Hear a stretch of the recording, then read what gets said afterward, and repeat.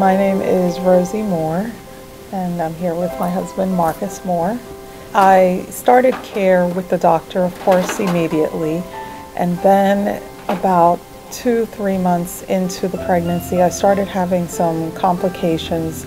The things that the doctors were telling me when I went into the hospital, the first time he was all of probably 19-20 weeks old.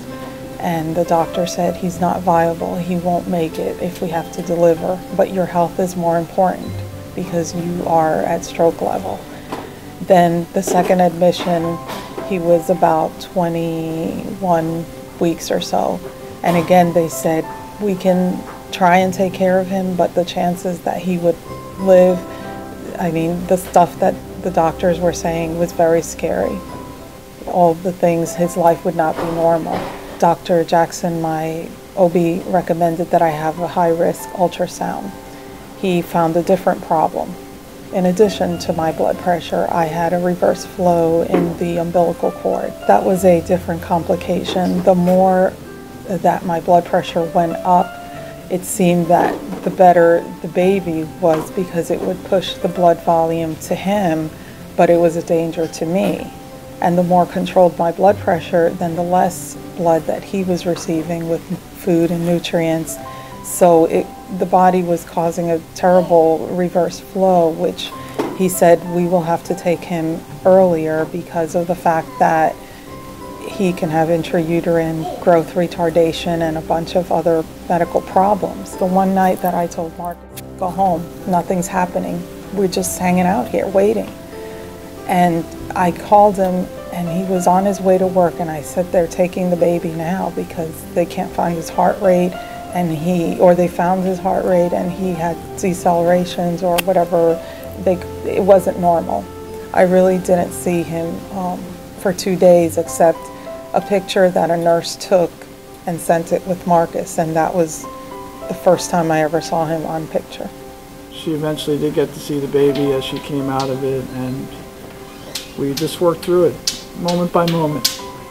And when I first saw him and saw the machines and saw the babies there, my knees went weak because I had never seen something like that in my entire life. My son there, fighting for his life with a million tubes there. It seemed like his whole body was covered with wires and tubes and monitors and things beeping and liquids, and I didn't know what to do.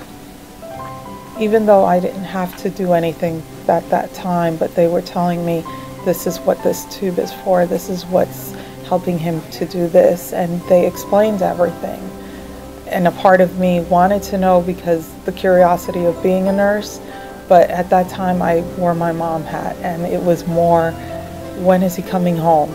That was the question I asked all the time, when is he coming home?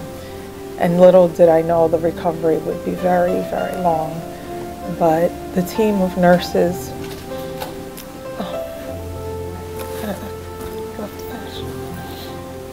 Of course, Janice was the primary, and she really encouraged us a lot, and that everything's going to be okay with the baby, and just described all the processes that babies in the NICU go through.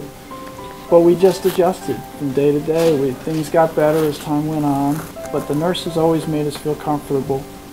They always educated us on the things we needed to hear.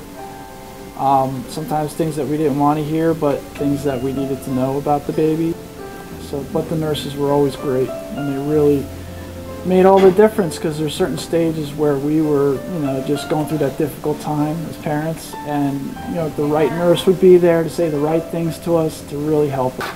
I just lived here for so long, I wanted to just not come back. I did come back last December to visit, and it was pretty tough, but I needed to come back just to have closure that this is where he was born. And